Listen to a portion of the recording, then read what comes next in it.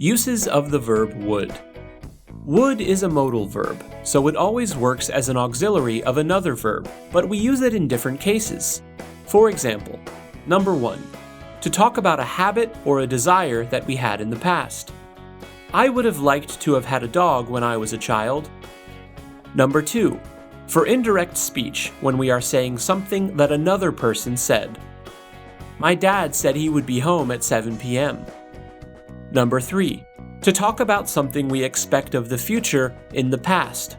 When I was young, I didn't think I would be taller than my dad. Number 4, we can use would with the verb wish to talk about what we want to change. I wish you would come to visit us over the holidays. Number 5, it is useful to ask for something in a very formal way. Would you help me with this? Number 6, when we want to be less direct about things like advice, suppositions, or things we say. I would say that she is 35 years old. Number 7, would is the auxiliary verb to the second and third conditional. These types of sentences usually refer to imagined situations. If we were to go to Australia, we would have to stay as long as we could. I want to know that country. If you had come earlier, we would have been able to watch a movie.